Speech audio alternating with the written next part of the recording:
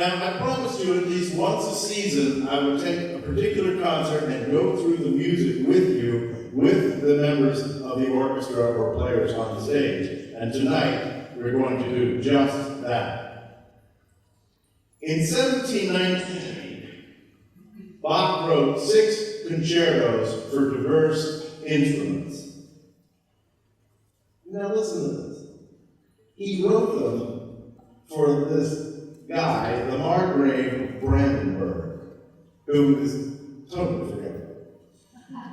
Now, he met him while he was in Berlin, and Bach was looking for a new harpsichord. So he gave these commissioned works to Mr. Margrave, and he was not impressed with them at all.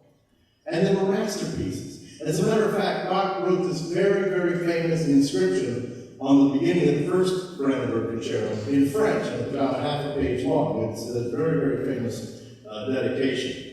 Now, there's no evidence that Mr. Margrave even thanked Bach for these, and he didn't even pay him his commission.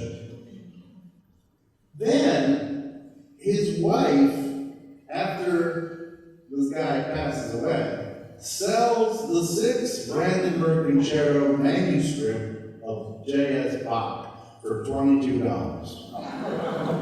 which is less than we paid the Indians for Manhattan. Now, back in the 16th and 17th century, there was a great speculative series of this whole order of 3s. And in this particular Brandenburg Concerto, number 3, there are 3 groups of 3s, and I'll explain that a little more in a moment. But they tend to represent the different spheres of ethereal heaven and all the different elements of the world known at that time.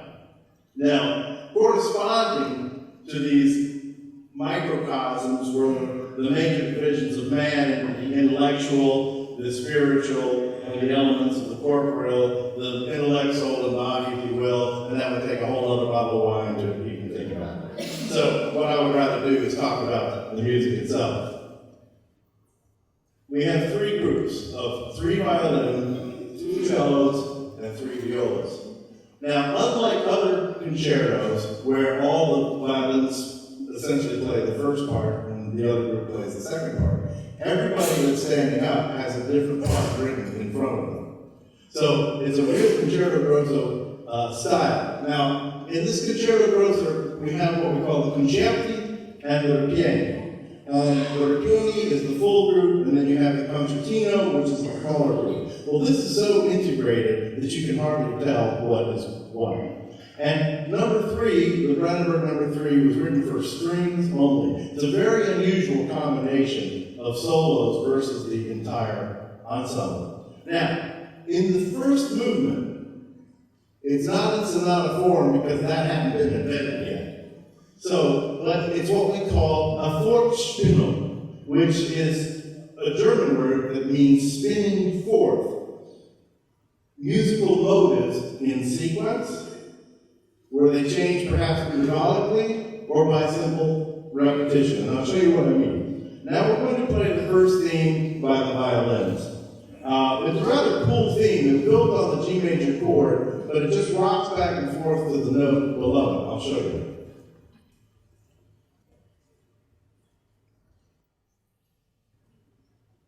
Here's the G major chord.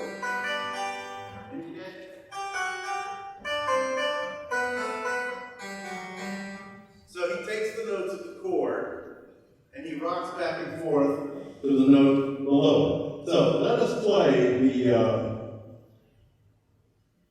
the first theme with just the violins.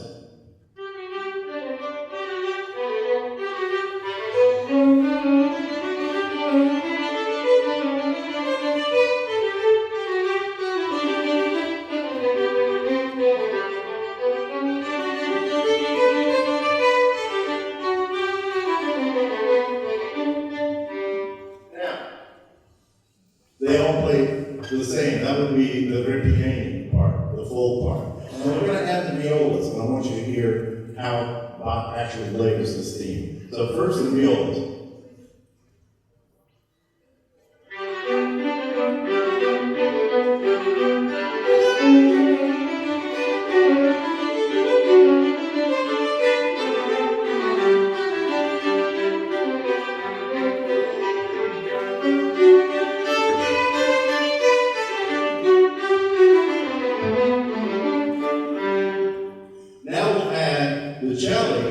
And in this particular instance, the harpsichord and the bass actually double what the cello are doing. They're not an independent part just yet. So everybody together.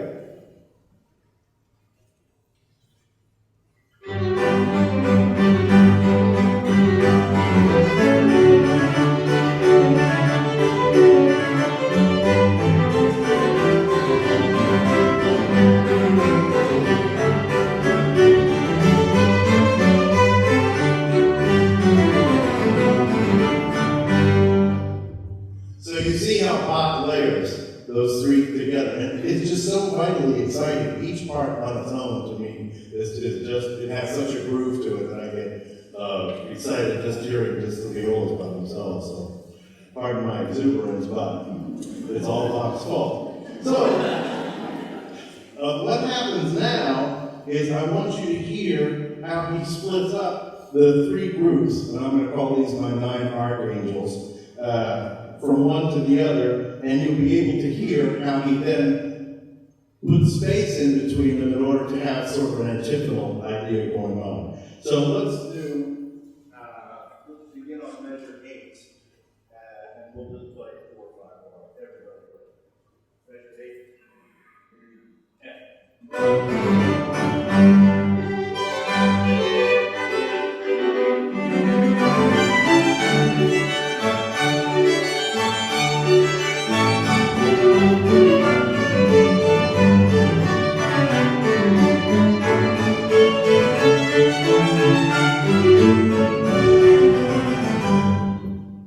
So you get this idea of this Fortschritt, this sort of spinning as he goes along. And it becomes very, very intricate in this first movement, but it's also, it's like a great bottle of champagne to me.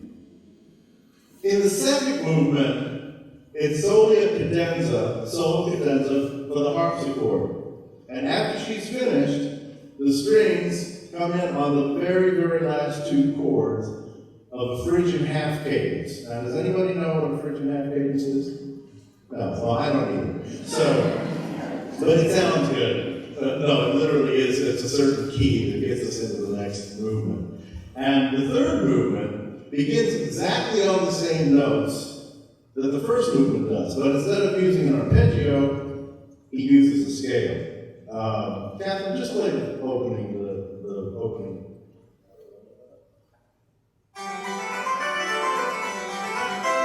You hear that? That's a great scale. I wish I could solfege it. That would be interesting. So it's the same. He doesn't use any chords, but he does use, actually he doesn't use any chords in melody. He does the accompaniment. This time we have scales over 2 beats. But then later on, you'll hear the basses and cellos just take that same scale passage and elongate it. Again, Fortschritt.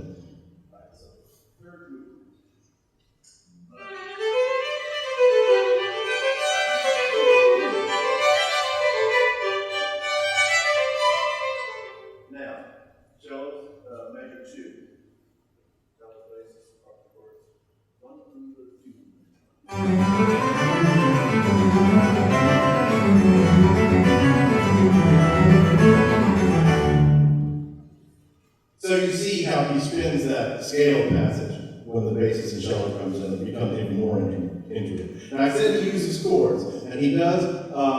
Violas, just play the first part. You'll hear these broken chords.